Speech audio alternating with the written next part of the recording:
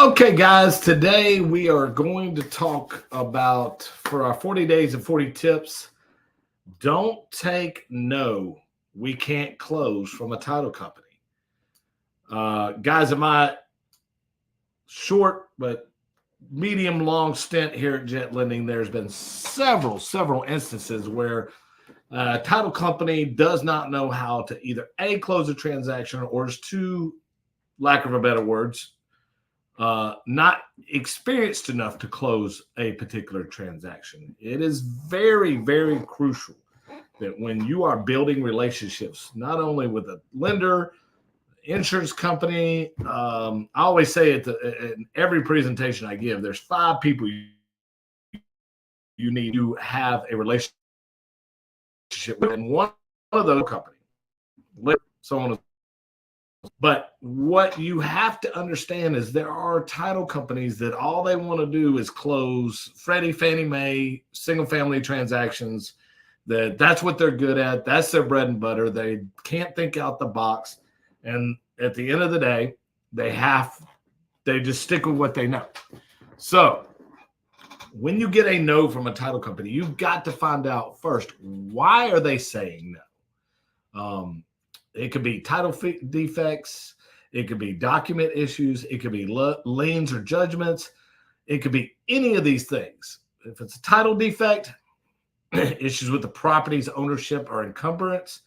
If it's a document issue, it could be missing airship affidavits. It could be any amount of documents that they're trying to receive. And sometimes you've got to go above and beyond and help the title company achieve what they're trying to achieve, even though it's the seller's responsibility to, clear title and make sure that they are giving clear title. Sometimes you've got to jump in and go to a prison, for instance, and get a document signed. If you're an investor and it's a great property and you're like, well, I never thought about getting involved. You need to be getting involved and saying, hey, what can I do to help? Do I need to drive to Huntsville to go get this document signed so that we can get this released? At the end of the day, if it's going to make you $50,000, $60,000 by closing on this property, flipping it and selling it, or holding it as a long-term investment, then yes, go to Huntsville. Absolutely, go to Huntsville.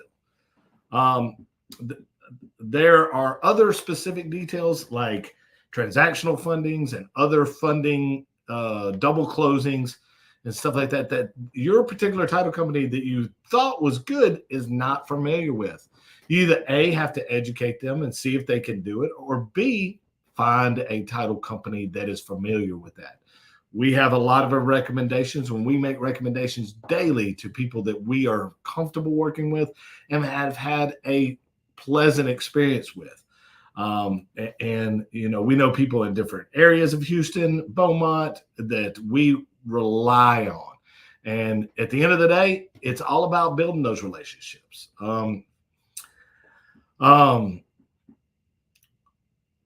So title company calls you and says, no, we can't close it. So what you need to do is get a clear and detailed reason of why they can't close it and what the exact what the exact problem is. And then number 2, keep all records of communication and reasons given by the title company. That way that you can pass that on. If you have to switch title companies, you can send it to the new one and say, this is why they couldn't close it. Would you be able to clear title? At the end of the day, the title company doesn't get paid until they close the transaction, just like a lender or anybody else. Until there are signed docs, nobody gets paid. So it behooves the title company to do their due diligence to ensure that they are helping assist on moving the file forward. But this day and time, just like good title companies with good lenders, you may not have that. You may have had it through 3 or 4 transactions, and then the good people that were at that title company got up and left and went somewhere else. I see it a lot in this industry. I've known some title clerks that in the time that I've been here have been at 4 different title companies, 4. And we still use that individual person, and she has changed title companies due to the fact that they did not align with the way that she was accustomed to closing files. and eventually found our home at another location. And that happens. So the good people that you were working with may not be there, 3 or 4 transactions down the road. So always keep a familiar face in mind. Asking title companies what steps can be taken to resolve the issue so that you can get a yes. The end of the day, like I said, sometimes you as the investor might have to go above and beyond to make the transaction happen. Guys, there's been a lot of times that I'm going to talk about this last little bit.